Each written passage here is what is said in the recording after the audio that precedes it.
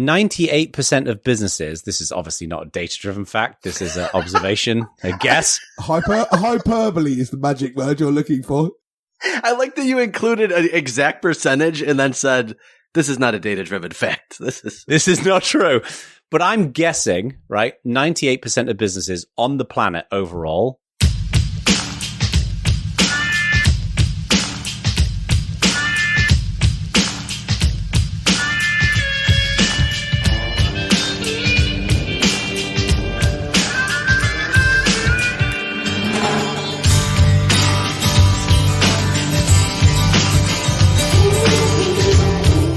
Welcome to Bad Voltage, Season 3, Episode 56.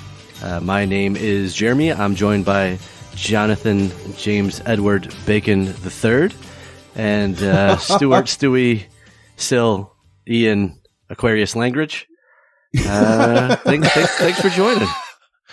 If you can't think of something creative, say actual names. I like your strategy here, Jeremy. I mean, it works. It's the Can't opposite. complain.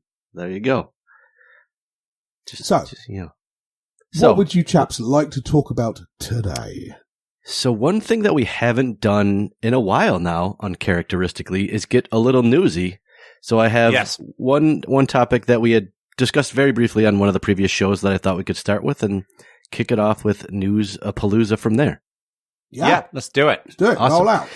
So recently, hot on the heels of Twitter Blue going up and down and left and right spectacularly, Facebook announced what they're calling Meta Verified. And for those of you who haven't seen it, it's a subscription service that lets you verify your account with the government ID, get a blue badge, get extra impersonation protection against accounts claiming to be you, and get direct access to customer support. They're charging $11.99 if you subscribe not via an app store, $14.99 if you subscribe during an app store. It's only rolling out in Australia and New Zealand for now, which is pretty common for tech companies to roll it out in not US but English-speaking companies.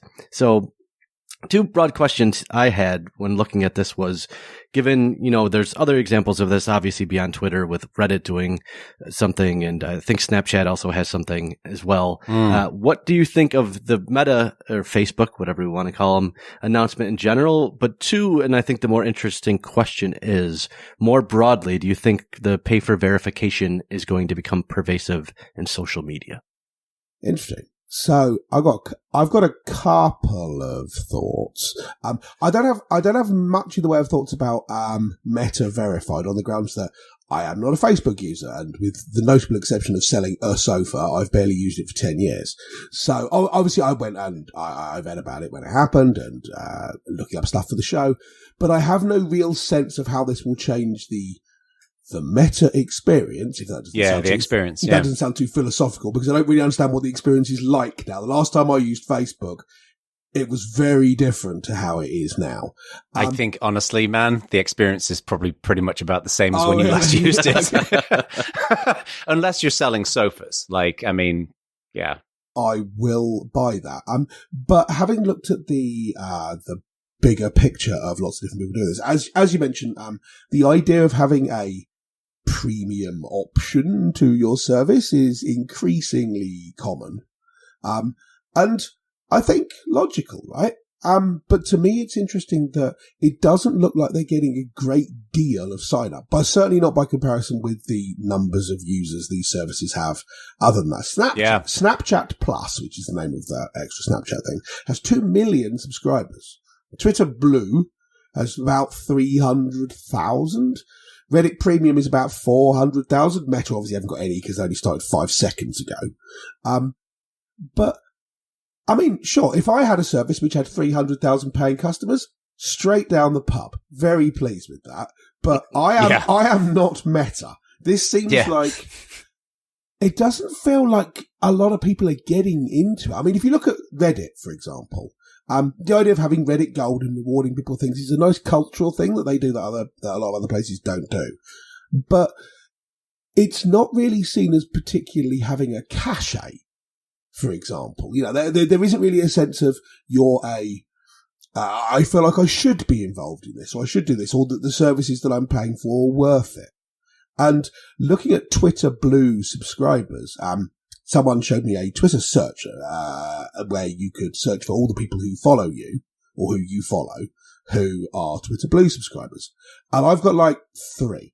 Now, we discussed about Mastodon in the last show that my particular clique, my particular tribe have largely divested themselves of Twitter, and therefore the place is largely dead to me, even if I didn't want it to be, because most of the people I give a damn about aren't there anymore. But even ignoring that, I've seen personally very little Twitter Blue take up. I don't know whether that's the same for you. Yeah, I mean, it certainly seems like it based upon this TechCrunch article. If they've got, what was it, about 300,000 paid accounts? 300,000 paying accounts, yes. And I can't remember how we talked about this a while back, how many Twitter users there are, but there's tens of millions of Twitter users around the world, right? Like So what's different though, I think, is Twitter Blue and Reddit Premium and the Snapchat one are really premium services, not verification services. The old Twitter Blue that was free was a verification service.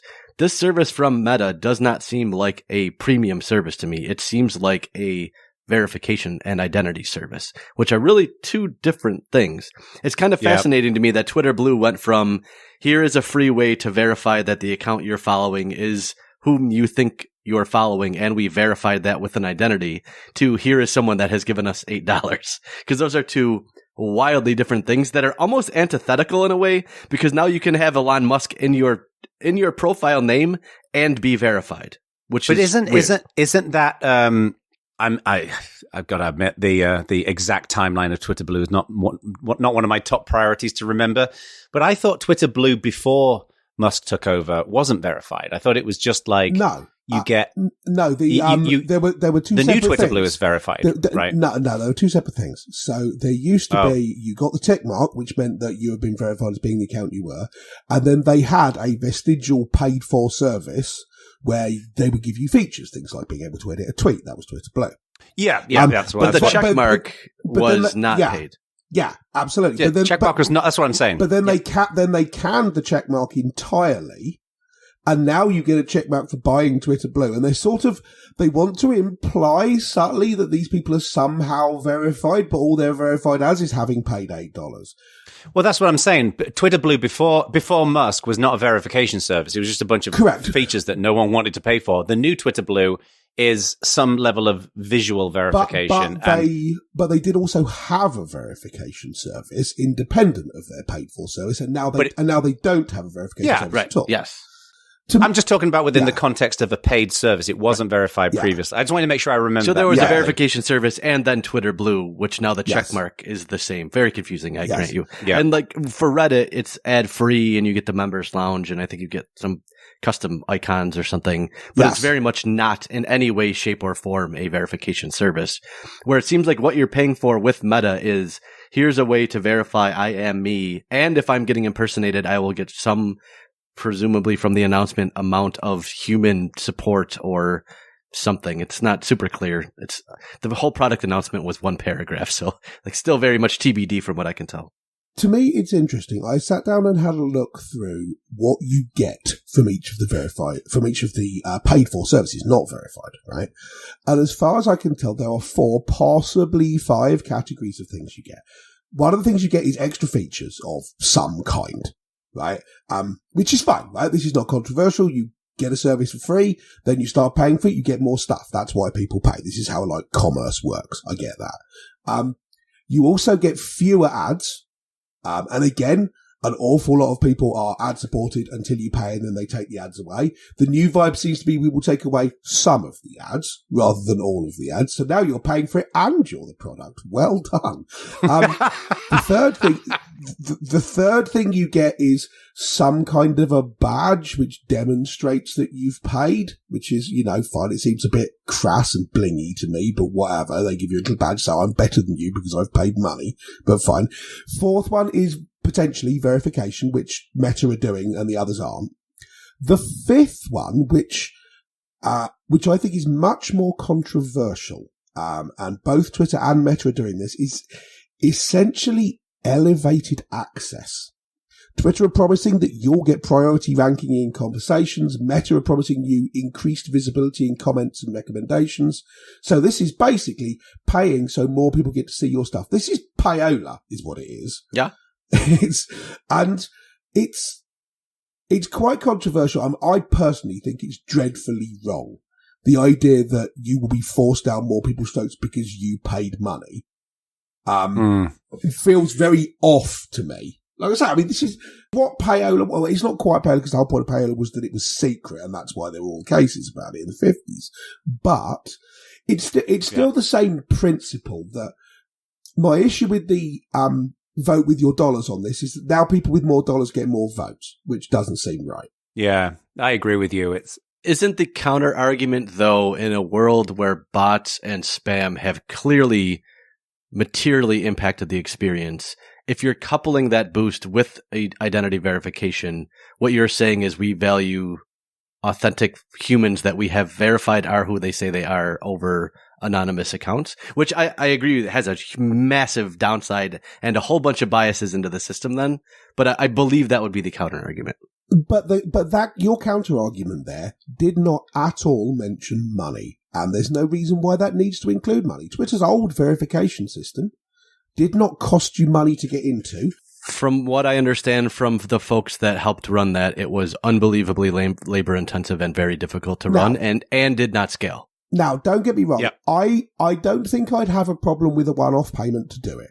Right? If they were to say, if you want to do this, you have to pay one time, because they have to do a bunch of extra work to make that happen. And I think it's reasonable to charge for that to defray their costs. So if it was like £20 one time, yes, basically covering their costs. But that is not at all the same thing as you will pay us from now until the end of time. And if you stop paying, we take it away. Yep. No, I would agree with that. I think the idea of, I actually put out a YouTube video about this a while back. I think the idea of people being able to pay to assure the quality and integrity of conversation is fine, with the caveat that there is a pathway to achieving the same thing without paying, right? So to me, what I put out in this little video was there's a bunch of smart people who work at Twitter.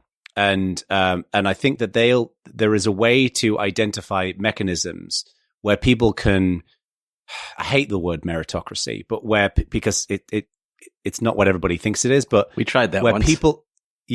Where people can, through their actions, earn the equivalent of the paid recognition. So one example of this could be something like community notes, right? Like I actually signed up for community notes just because I was curious how it worked. And I think the community notes team at Twitter have done a reasonable job there.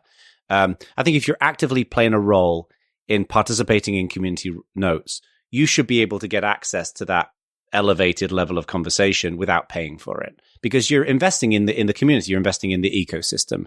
But I agree with you, Stuart, when you say, like, if you just allow people to pay, you're basically building a classist society inside of social media, and that's wrong. You are explicitly saying that money is authenticity, and it isn't. Right. And the one thing that I agree with Musk on is that a credit card attached to an account is a useful means of combating spam and bots and things like that. But I just feel like right now, this gets to my broader point here, which is I think the idea of these companies setting up subscriptions is a good thing.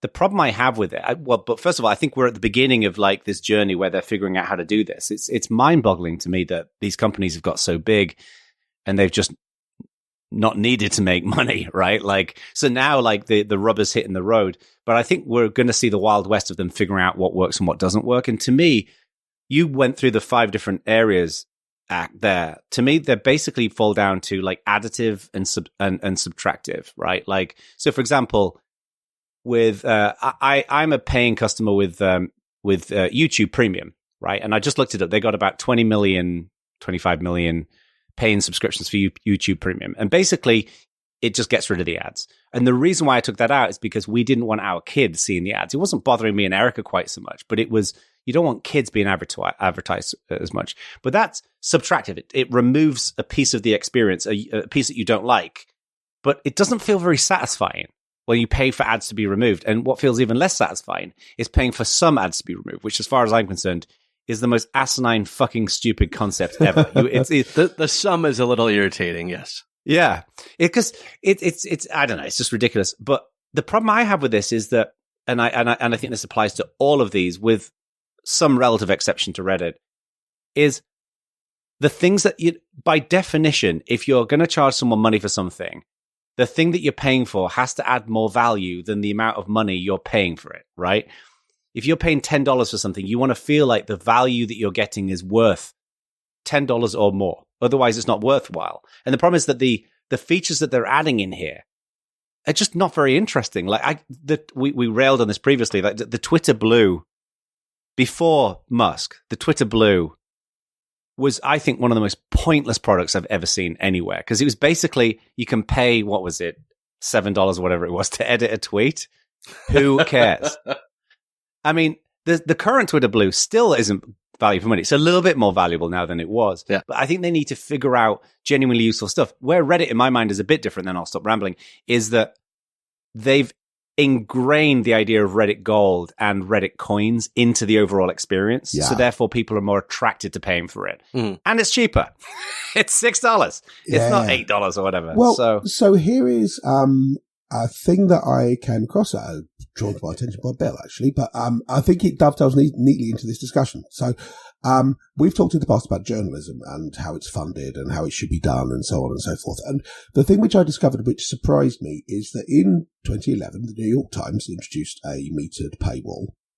And now, in 2022, the digital subscription is 41% of their income. And advertising has gone down from 50% plus to 26%. So they've transitioned. Really? From an advertising led to a subscription business. Don't forget that classifieds used to be considered advertising. Oh, sure. And they were the majority of newspapers' business, and Craigslist almost single-handedly destroyed it. Oh, yeah. Totally. Yeah. I mean, but I thought that was it, because I didn't know this is the Trendline HQ people put this information together, and I had no idea it was the case. And I thought that's really interesting that we've talked about things being ad-supported and how that's not necessarily a great business model and so on. And at least the New York Times has managed to do it. They're now 26% advertising in digital and print, 41% in the digital subscription, and then the print circulation subscription is 26%, which has been basically constant for the last 20 years. But it's off of such a small base. Sure, but the point here is that they have managed to transition from advertising to subscription business, and it works. Now, obviously, the New York Times and Twitter, or Meta, are very different businesses, and there's no necessary it's not necessarily the case that what applies in one business would apply in another. But if you'd have asked me 10 years ago, is it possible for anyone to make that transition? I'd have said, no, people won't pay for stuff. And maybe they will. So, well, people will pay for quality content. I don't know. I think some people will pay for quality content. Yeah. They'll pay for it with a retention, and that's where advertising comes in, right? They'll pay for the retention. I'm not at all sure that people will pay for quality content. I will rephrase that slightly, having seen this NYT I think thing. Bloomberg built an entire billion-dollar organization proving that wrong. I think most consumers, not business users, most consumers will not pay enough for quality content to pay for the quality content to be made. Doesn't break even, basically. Yeah. Yeah, that's what I'd have said if you'd have asked me this a year and a half ago, but I think maybe I might be wrong, and that's really useful. What's interesting about another difference between the business models here is whether you like or dislike the NYT's reporting, they're at least doing the reporting. Twitter aren't actually generating any of the stuff I'm seeing on Twitter. It makes it much different. Yeah. They're just holding up a box with it in. So, you know what's interesting to me about Twitter specifically is because they're behind the curve with a lot of features. Like they don't have long form video yet. They only just started introducing like long form tweets and things like that. You're literally pitching that they're behind the curve on long form video just so your prediction is right in December. And they were so far ahead of the curve with short form video that people don't even remember the name of the TikTok way before TikTok. Yeah, right. Both of the TikToks, Vine and Periscope. That's right. Oh, I forgot about Periscope. Yeah.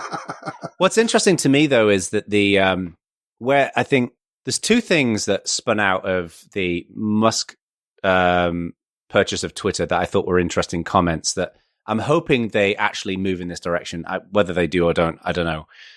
I forget who it was. There was a Twitter space that I stumbled onto one night, and it was run by this guy.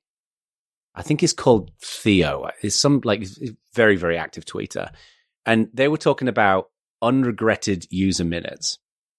So a lot of people who use TikTok have said they'll spend 2 hours on TikTok and then they'll feel like, they just ate junk food and they'll feel guilty and a little bit of shame. And I like this notion of unregretted user minutes. It seems like a nice concept, like that if you're going to spend 2 hours on something that you feel like it was worthwhile, it was good for you in some meaningful way. Now, how you do that and how you track that. This is an impossible metric to measure. It's great. Hang on. Numbers, that'd be brilliant. That's why I'm saying, to me, it's the North Star, and I think it's the right North Star. It's not just about user minutes; it's about unregretted user minutes. Okay. But the other thing, one of the things that Musk said that I strongly agree with, and I think Instagram is actually a good example of this, is that when ads become useful, they become content. I think the problem that people have in many cases is not per se the issue with ads. It's the issue with crappy ads that are irrelevant to them. And people, then there's the side issue, or the adjacent issue of tracking and things like that. Well, I'm putting the tracking piece to one side. Hang on. The reason why I mentioned Instagram is I don't use Instagram very much, right? But the ads on Instagram for me, and Erica, my wife, says the same thing. They're pretty good quality. They're always very relevant to our interests. The ads on Twitter, the ads on Facebook are shite. They're just irrelevant and they're just annoying. So one thing that doesn't seem to be playing much of a role in any of this stuff is creating advertising platforms where you can get the inventory of advertisers, but you get unregretted ad views, essentially, where the ads are very relevant to the customer. You might not go and buy it, but you might be like, oh, that's kind of cool. I'm interested in that.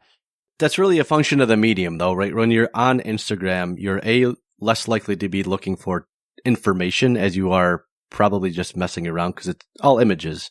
So you're in a different frame of mind, but your intentionality is also way higher on Instagram than it is on Twitter. So it's both a better medium and they have better signal, which means they should produce substantially better revenue from it. Yeah. Well, and it's one of the reasons why a friend of mine was telling me this, that YouTube is increasingly becoming the go-to platform for ads. Because to your point, Jeremy, people go to YouTube because they want to be entertained, they want to learn something, they're looking for information. But their targeting isn't as good on YouTube. Yeah, targeting is everything. I don't think people realize that Amazon last year made $38 billion on ads, which when you look at it, speaking of the news industry, that is larger to my understanding than the entirety of the global newspaper industry just on ads. And the thing that's even more wild about it, because their margin on ads is so high, they basically make as much profit from ads as they do from AWS, which is wild. This is people promoting listings on Amazon.com. Is that what it is? Is that when you say ads? They have a couple different forms of ads. There's those ones on the side, and then you can boost your sponsored listing. Ones, things like that. Exactly. Right. $38 billion. Yeah, I mean that's wow. Loads. I did not know that. That's wild, isn't it? Yeah, it's quite startling. I mean, Jono, I think your point is interesting. That sure, some ads can actually be interesting to watch, and you're less bothered about it. But I think a lot of it, putting aside your point about how you're being tracked and they're bad for privacy and they're bad for performance and they're visually disruptive and so on. Leaving aside all of that, it's also that they're shoehorned into your experience in a really irritating way. It gets to the stage where you feel like they're specifically put in there to be annoying so that you'll pay to have them taken away. It's like we're not trying to show you ads in a way that makes you buy the product. We're trying to show you ads in a way that makes you pay to not see the ads. I don't think anyone really thinks that. But that is the experience. I also think they built the ad system because they bolted the ad system on. They had to make sure that third parties that were using the API showed the ads. And because of that, it's a wildly suboptimal experience. Right, yeah. Because otherwise, literally everyone just builds a third-party client that doesn't show the ads, and then, Twitter, no one ever looks at ads would be the most popular client. Yeah. Because that to me seems, it seems like that, like Facebook kind of, I think, broke the ground for the standard for advertising online in the modern age, right? There was obviously, other companies prior to that. Everyone's basically copied Facebook in varying degrees, like LinkedIn, you Twitter. think? Oh, 100%. When you go and... You don't think Google Ads broke the ground? No, well... Or are we talking about a different vibe here? Because the idea of having text ads, making ads very definitively separate from the real search results. I'm talking about specifically social media. Social media, right? Okay. Just social media platforms. Right. I agree with you. Like, DoubleClick prior to that, and then obviously they became Google Ads. 100%. But like, when you go and advertise, I've ran ads as a test on all of these platforms, and they all basically operate in the same kind of way. And the differentiator is the targeting. But what's, to me, like, there's a lot of opportunity to make ads really relevant, and ads that are informed by people who click on them. Like right now with ads, you can, without turning this into a whole advertising discussion, you can have different campaigns for ads. Like you can have engagement campaigns, which are all about like getting likes and comments and whatever else. Or you can have conversion campaigns, which is people going to, clicking on the link and going to the website because they're interested in the product. To me, by default, the positioning and the showing of these ads should be informed by the connectivity between the desire for the ad and the ad itself, right? Like if you display one ad to 100 people and they all click on it, then it's a great ad because people are interested in whatever it was advertising. They felt like it was useful. If no one clicks on it, then it's just garbage that no one's interested in. And it seems like to me, they need to crack that nut. Because then at that point, the issue with ads goes away and advertisers will like it because then they're not running ads that people hate, So to me, that's something that I just feel like they're not really hitting the mark. None of these networks are hitting the mark on that. Well, it was interesting. So, the TechCrunch article you mentioned, there was a line in there which I kind of went, huh. And they said, post Apple's rollout of app tracking transparency features in 2021, social networks have seen a massive negative impact on ad revenues. Now, that sentence does not say they've seen a massive negative impact on ad revenues because of Apple's rollout of app tracking transparency, but it strongly implies it.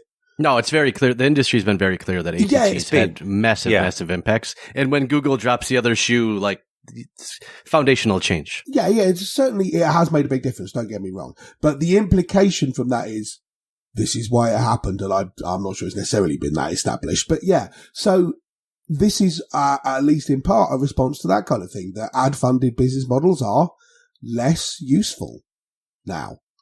There. Especially the body which everyone runs an ad blocker, right?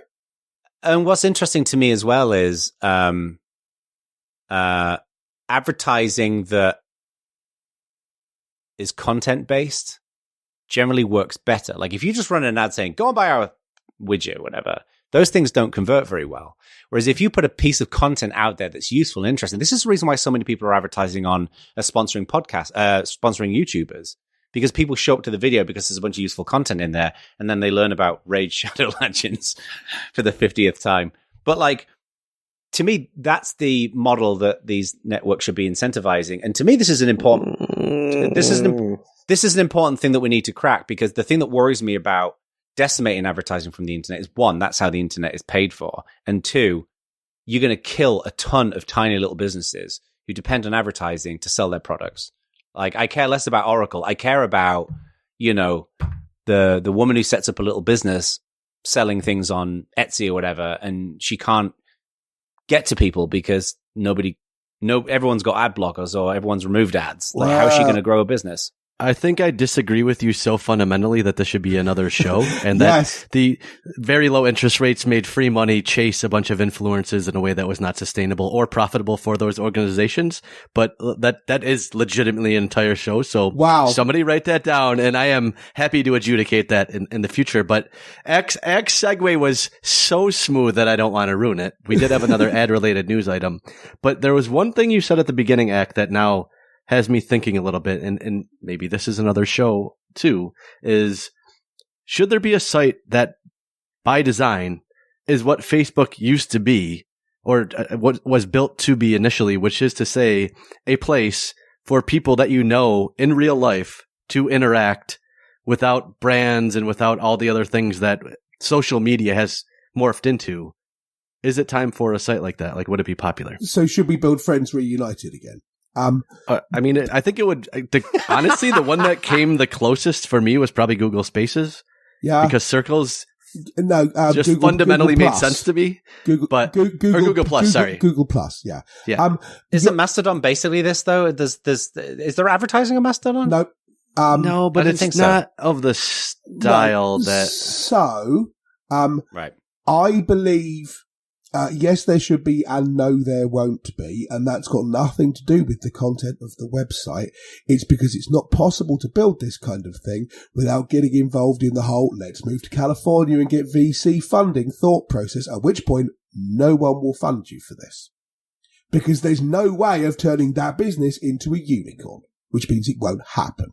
Why do you say that? Because if you've got a thing where you talk to your friends and that's it, it's never going to and there's no brands and there's no intrusion and there's no ads, no one's going to pay $10 billion for it. No, but my point is that 98% of businesses, this is obviously not a data-driven fact, this is an observation, a guess. Hyperbole is the magic word you're looking for. I like that you included an exact percentage and then said... This is not a This is not fact. true. But I'm guessing, right, 98% of businesses on the planet overall don't have any VC funding. Yes. But their business market is not the whole world, which is what they take. If what you want is something which... Sure, lots of them are the whole world. My point is that the trick there is it's got nothing to do with VC funding. That's got everything to do with, can you create a business model? Because even if you take VC funding, you still at some point need to have a business model. It might be deferred down the line. I'm not sure I agree with you on that. But I think Twitter might disagree with you on that. You 100% need to have a business model. It's just that with the downside, and this is the thing that's horrible about Silicon Valley, is the timelines are so drawn out, and it becomes ridiculous. But at the end of the day, I think people like Twitter are kind of the edge cases. At some point, a business has to break even. It might be 2 or 3 years down the line once they've built the team out and they've got the product market fit and all that shit. My point is that Twitter was founded in 2006, and they don't have anything that resembles a business model. Yeah, I agree, but I don't think they're the standard of most businesses. I think most businesses have to be able to make a profit within at least 2 or 3 years, otherwise they go under. I don't think most businesses are Twitter by any stretch of the imagination. That's what makes Twitter so interesting as an observer. Most VC-founded businesses most certainly do not turn a profit in the first 2 or 3 years. Yeah, and they fail. I mean, 8 out of 10, right, 8 out of 10 companies fail that have venture backed. Well, that is the model, right? Yep. Right. Yeah. Exactly. Right. They're backing the big ones. Right. My point here is not about VC. It's just, to me, the VC investment is there to build a team and build a bigger product. But I'm just saying, I suspect that if there is a way to, I wouldn't want VC money to be an excuse for the fact that a business model doesn't exist for this mythical social media platform. I suspect that you're right, Act, that it wouldn't work because you need those brands, ads, or whatever else, or you need subscribers. That's basically the two things. And no one will pay for that, realistically. And no one will pay for that. But I don't think that's got anything to do with investment, right? Yeah. That, to me, is the thing. That I believe you could make that and break even at it, but I don't think you could get it off the ground by just building it in your bedroom. You need like the Wikimedia model for this to work. Yeah, you need some kind of investment to get it going, and no one will invest in you if you say, yeah, we'll make enough, we'll break even, which is what Jono just said. In the first 2 to 3 years, we'll break even. Can we have some investment now? Everyone will go, no, I want to give you $1 now and get back $100 10 years from now. Where's the hockey stick in your graph? And you go, there is no hockey stick, and then you don't get a check, right? No, but my point is that what this mythical, not brand book, right? Yeah. What will make that succeed or fail is, one, if they get traction from people, and two, if they can build a sustainable business around it, even if they're not necessarily a business, even if they're intended to be like a not-for-profit or whatever, so they can cover their costs. So they can cover their costs. But at the end of the day, to me, to achieve both of those points, they've got to do something new. And the problem with social media is everyone's basically replicating something that somebody else has done. To me, I mean, And this obviously depends, right now on the kind of clique, the kind of tribe you want to be part of. But for me, that's exactly what Mastodon is. Exactly. Right, exactly. But it isn't for everybody. I can't think of a technology reason why it can't be for everyone. But it is, I mean, like, so Google Plus I thought was very good, but I don't necessarily think that it was technologically much superior to everybody else. It just happened to catch on among the sort of people I like hanging out with. No, I think they foundationally took a different approach in that they acknowledged that in your life you have friend circles, and not even friend circles, but a business circle and sets of business circles. You are not one person. You are much different in your different spheres. And they didn't only acknowledge that, they built it into the platform at a fundamental level, which no one has done before or since, to my knowledge. So, well, but I think that was actually the source of its failure, was the circles. Man, okay. I think they exposed it poorly, but I personally liked it. Anyways, getting back to the future of the advertising industry, did you know that the FBI now recommends using an ad blocker when searching the web? So they're cutting edge here. But it says a law enforcement agency warns that scam ads designed to steal your banking accounts are appearing atop search results now. And they did an actual public service announcement in the US about this. So do we think this will have any additional impact on advertising? So I haven't seen this until you mentioned it just before we started recording. I've never used an ad blocker, right? So is there a means with an ad blocker to differentiate between like legit ads and scammy ads? Are they basically saying you should remove all ads, or you should use a specific kind of ad blocker that gets rid of scammy ads? Are you taking the piss, or you legitimately don't use an ad blocker? No, I've never used an ad blocker. I am quite genuinely astounded by this fact. And I'll tell you why. First of all, ads don't bother me. I just don't look at them. And secondly, I've actually bought a lot of shit from ads that I found to be really useful. Like I say, some ads for me I don't know whether I'm just getting better ads, but there are sites that I won't go to because of the ads. Like, for example, I will not go to Forbes and read anything. Forbes online because it's your whole full screen pop up, wait for the thing to go through. Yeah. I mean, I don't go to Forbes either, but that's because I can't, because I go there because you're running an ad blocker, no content for you, get lost. Right. It's an incomprehensibly bad experience on Forbes, which is a shame. But like, yeah, I don't use an ad blocker. Wow. So anyway, you can, the popular ones you can customize very granularly, and they have their own like DSL basically, and they're super customizable, especially if you use Origin, which is I think what most people tend to use. I don't know what you use, Zach, or tell me you also don't use an ad blocker.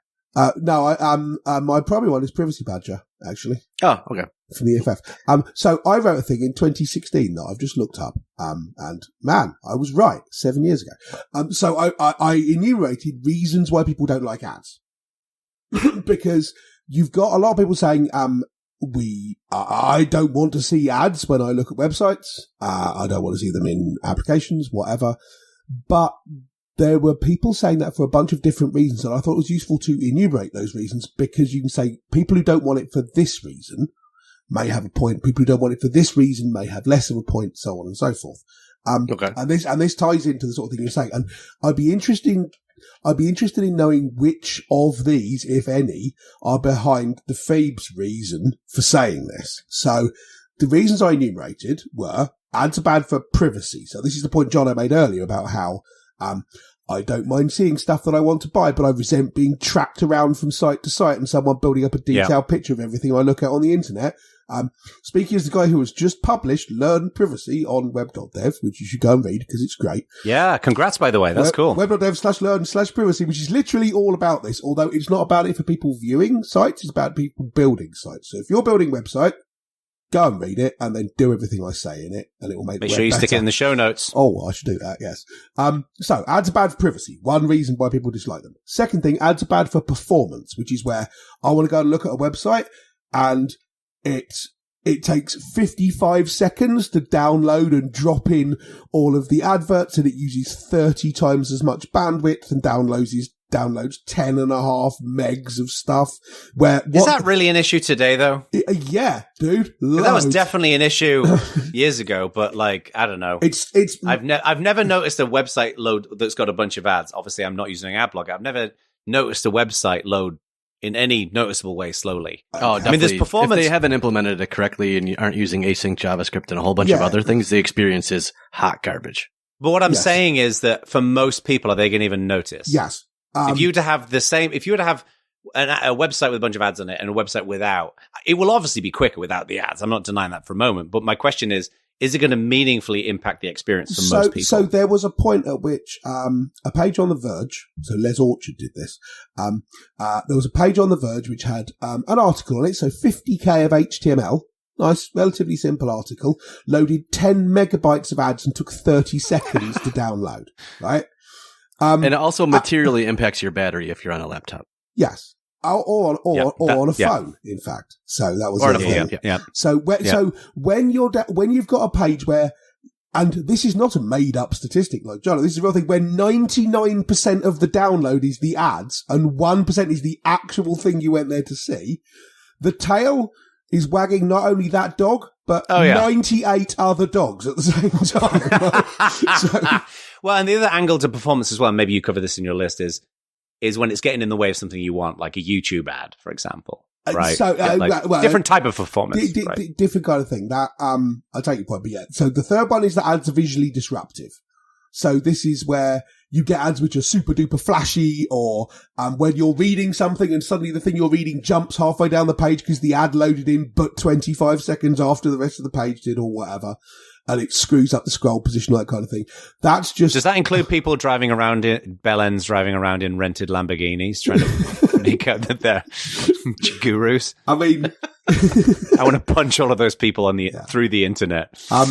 There's a small category of ads which are actually flat out malware. Now, no one wants this. This is, you know, someone managing to smuggle, some kind of exploit into an ad, which is then pushed out to people, or it's mining Monero on your machine or something like that. I don't know, that sort of thing's viable anymore. But then you've also got a class of people like, I shouldn't have to see ads because I don't wanna. And you say, oh, cool. So are you using micropayments or are you paying for the content? They're like, no, I should just get it all for free and that's it. I don't want to make this and then the internet went away. Yeah. We should talk about this when we do our advertising show, because this is really interesting. Put in the show notes. We need to do a show on advertising. But what? Yes, I put that in, and I'm also going to put underneath this review Axe fucking crusty ancient article. yeah, absolutely. I've one prediction in Bad Voltage that may actually have come true. I've already written in there. We need a whole show on like why Google Plus was good, but. What I mean, it's going to be a bunch of greybeards sitting around going, oh, well, our lad social networks were loads better. But nonetheless. But to me, what's interesting about this FBI thing is what's their motivation behind this? Because I don't believe they're saying, yeah, man, you should be able to watch all the videos you like and not have to pay. That doesn't seem like a very Phoebe kind of attitude. So what's their pitch? Is it safety? Scams, So it's the FBI in the U.S. is advising people to use ad blockers as part of a warning about the threat of scams online. The security agency's Internet Complaints Department says ad blocking extensions can help to protect users against fraudulent ad-line ads that appear in search results. And there's also people are using it for crypto scams. But they're not talking about malware here. They're talking about a perfectly legitimate ad for a scammy thing. One of the one they gave was it was a popular bank and it looked like a bank login and people were clicking on it and putting in their bank details. Was one of the ones they called out. Yeah, basically. Right. Yeah. Okay. So which is fair enough. So by the way, you know a place you don't want to work? The FBI's Internet Complaints Department. Absolutely That's not a fun job. Honestly, when you said earlier about, what did you call it? Unregretted minutes. And I'm saying, unregretted user minutes. Unregretted user minutes. So I'm sitting there thinking, wow, who would score lowest on that score? And my thought was maybe Jira, but now I think it's the FBI Internet Complaints Department. Get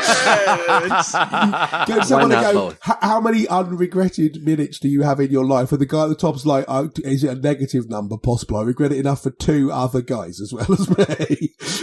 Bad Voltage community. Let us know in the community where you have spent the most unregretted user minutes and the most regretted user minutes. Speaking of which, the Slack link on the website works now. I fixed it. Yay! So people saying it didn't work because it linked to a Heroku app and Heroku killed it. They are correct, and I believe I've now updated it. But if you run into any more links, then do let me know. Excellent. I appreciate we went fairly long on those two. Did either of you have any news? Well, in the community, also follow us on Mastodon. You can now, because I set it up. We are badvoltage at mastodon.social. So you can go there as well if you want to tell us where you spent your most regretted user minutes. And the answer can't be Mr. Lucky's in Walnut Creek. I mean, I suspect the leader will be listening to Bad Voltage, but we'll see what it looks like. Good work, Chief Ancient Bytemark VM hosting officer, on setting these things up. Much appreciated. Yes. Should we squeeze in a little bit of news before we wrap up? Yes, What do you do think? it. This, I thought, was an interesting one. Apparently, Salesforce have been paying Matthew McConaughey, the actor, $10 million a year to act as a creative advisor. Yet, last month they laid off 8,000 employees. Now, I saw this linked on Business Insider, which is known for the hysteria. But, it's a fair point. Apparently, like, he's doing some acting for Salesforce, and I don't know what the hell a creative advisor really means. I'm guessing he gets on the call with their leadership team every so often. But it does seem it's not a good look, is it? I mean, it seems very in poor taste to lay off 8,000 employees and still have Matthew McConaughey on tap. What do you guys think? Well, yeah, $10 million. Yeah. I just imagine being someone who they've just laid off. I mean, hands up if you know someone who worked at Salesforce and no longer works at Salesforce, right? Yeah. Half all of us, half the people listening to this will probably go, yeah, that's terrible. And they're like, oh yeah, because we need to save loads of money because of the downturn and so on. I mean, we could do a whole show on layoffs and how I think that an awful lot of it feels almost like following a trend. Did you see the Nintendo thing? Yeah. So, hang on. No, I didn't see the Nintendo. What happened? So the point about following a trend is, yeah, everyone's going, oh yeah, we need to lay people off because there's a market downturn and so on. But, it does feel very like loads of other people doing layoffs, so we ought to do them too. What Nintendo did was they said, yeah, there's a problem here. So, what's most important to us is employee loyalty. So they gave everyone a pay rise and didn't lay anybody off. Really? Yes. Right. And that's Nintendo. This is not some little, local ice cream shop where you expect them to be nice to people. This is a gargantuan multinational corporation. And they said, no, this is the wrong thing to do. And I thought, wow, well done. Because that's seeing someone lead like that from the front. That's how it ought to work, right? Any company that's, in my mind, again, no data, but any company that's saying that they are purely laying people off because of the economy is full of shit. Like everybody, all of these big companies, they're all cleaning house. There's no doubt. Yes. Like there's no doubt. And I get why it's hard to let go of people, especially in places like California. And I can understand why, if you've got underperforming staff, why people think why companies are seeing that as an opportunity to do so. But be upfront about it is my kind of take on it. But to me, right, if you're a company who you overhired or whatever, and now you have to lay people off because you mispredicted the market, why aren't you the one getting fired? CEO, or also on probably 10 million a year. Like, that's literally your only job. You had one job, and if you're laying off 11,000 people, you've screwed that one job up. Where's your layoff? Well, I get what you're saying. I don't want to be all the people's flag is deepest red about this, but for God's sake, right? When does the payback come for screwing up? I don't think it's that simple, but I think your point of like accountability for executives is very important. There is right? none. Like, right. Well, that's not true. That's not true at all. There is definitely accountability for executives but it varies from company to company. It does. Right? But to me, the thing that's interesting about the Matthew McConaughey thing is like, I can see how somebody could say, hang on, these are two separate things, right? Matthew McConaughey is probably worth $10 million.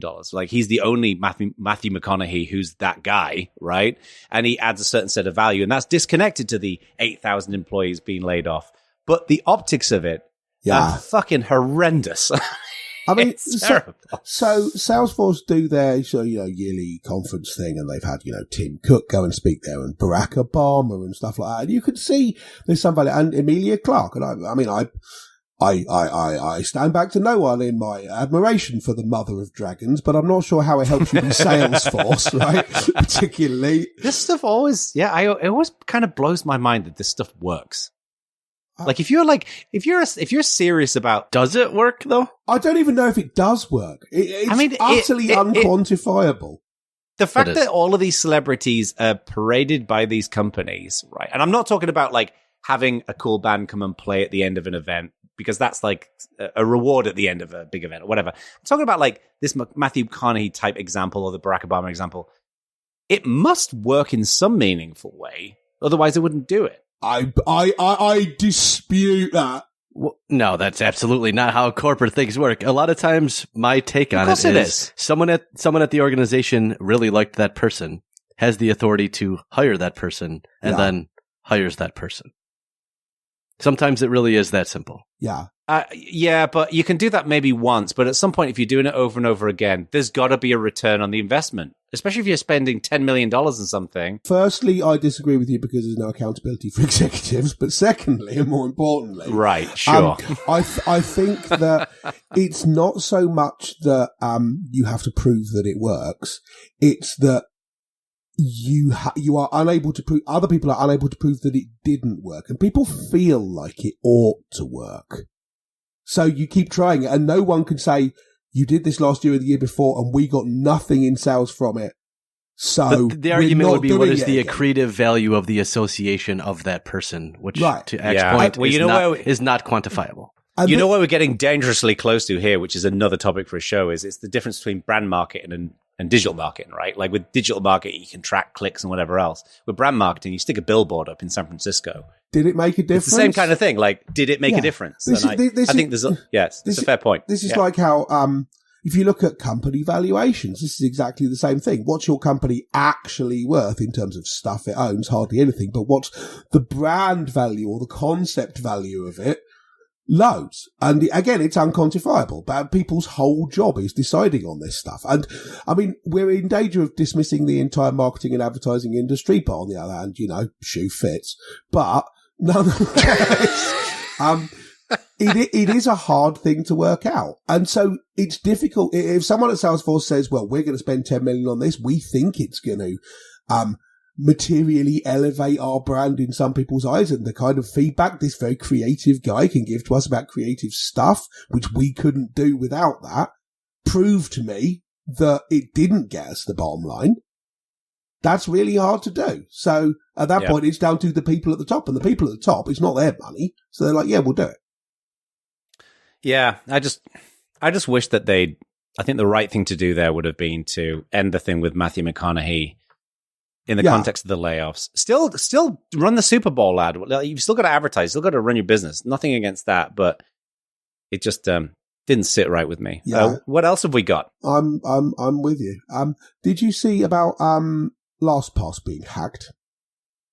I did. In fact, that update is wild. But you should explain it for those listeners who may not have seen it. Yeah, the thing I thought was interesting about this is allegedly, and a lot of this is kind of unsourced quotes who commented on the condition that they'd remain anonymous and so on. But apparently the way this happened is that a senior developer had their home network penetrated. And then they stolen a decrypted password vault, which had a bunch of passwords for LastPass resources in AWS. But the way their home network was penetrated was via Plex on their home network, the media thing. And I sat there and I thought, ooh, blimey, because like loads of people at home have probably got things which they haven't necessarily locked down as securely as you might do at work, but you're still also going home with a laptop, which is probably also not necessarily secured from everything on its network. I'm sure there are a bunch of security people saying, wow, if you're running a security product, you shouldn't ever be connecting a laptop with any decrypted stuff on it to any network which also contains services which listen to the outside. You're like, sure, yeah, that's the way it's meant to work. But in practice, I'm sure loads of companies would be vulnerable to this if they're going to be targeted. And this was obviously more than spear phishing, direct targeting of senior executives. If you believe what was posted in one place, Yes. only one of 4 people had access to this vault. Yeah. And that person was very specifically targeted when they found out they were running a public instance of Plex. And then they logged in, they installed the keylogger via the Plex vulnerability. Yeah. And then when he logged in from his home non-corporate device, that's when they pinched the password. Most modern organizations do not allow you to log into things like that from a non-corporate device. If it doesn't have the MDM or the security, whatever they happen to use, you can't log in. So I have a question for you guys about this, because I was starting to look into the article that you put into the show notes, Zach, and I saw that LastPass, I actually saw in LastPass that they'd put out a security incident update today. Yep. Have you seen that? Like, I'm presuming this is referring to that incident, because they, in their incident update, unless I missed it, they didn't say anything about a decrypted password archive being leaked, unless I missed it.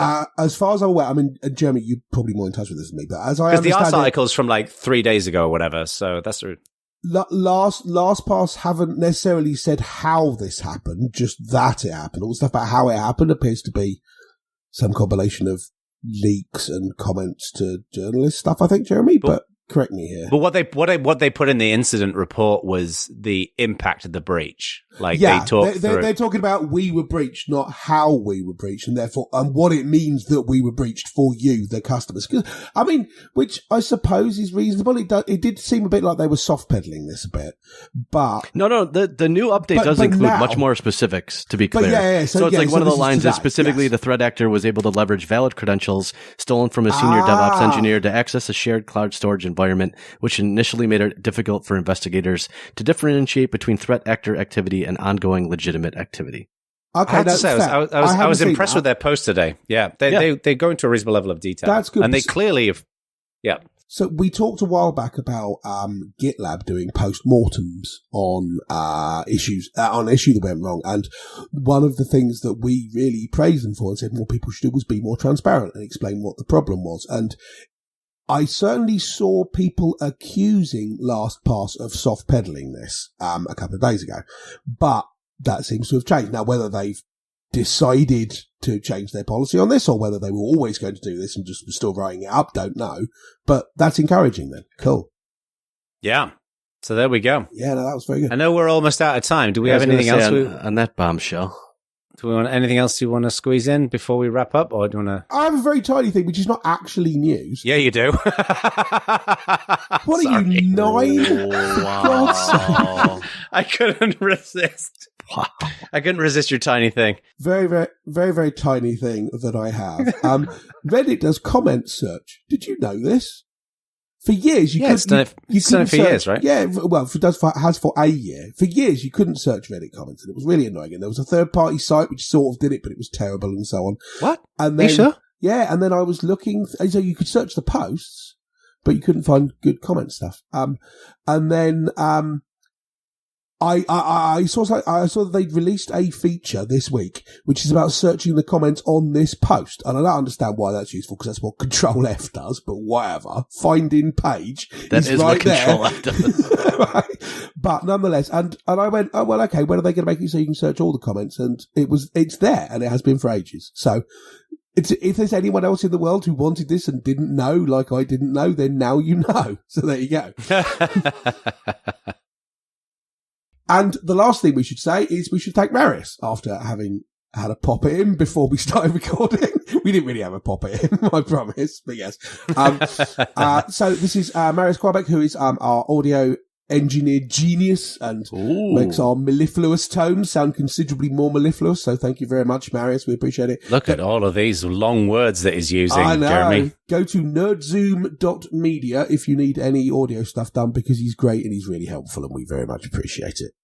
Yeah, indeed. Absolutely. Yes. Well, thank you, Marius. We love and appreciate you, as we do all of you, for listening and checking out Bad Voltage. Go and join our community. Go and join the Mastodon. Yep. Anything else they should join? Well, so there's that seems Slack, sufficient. Slack, Mastodon. We're technically on Twitter, but yeah, don't know how much feedback we're getting there anymore. But we shall see how it is. If there's anything, if anyone else you think we should be, let me know. And like 2 years from now, maybe I'll do something about it. you know, there's only one place we're not that we should be, and that is obviously OnlyFans. Oh, I thought it was going to be TikTok. Well, what would we do on OnlyFans? That's enough. I don't want to hear the rest of that sentence. You know what? We should start an OnlyFans account where we just basically lecture people about open source. Man. It's like, I read somewhere that there's or maybe one of you two told me this, that there's a guy who is on Pornhub and he just does maths lessons. What? There's no sex. He just does maths lessons on Pornhub. I've never looked it up. I did not tell you this. This is real. I'm not sure I believe that. That's what I heard. I've not investigated. Someone who isn't us, look that up and send us a link. Yeah, there we go. Excellent. So, all right. Thank you very much, chaps. Later. Good seeing you guys. Peace out, everyone. See you later.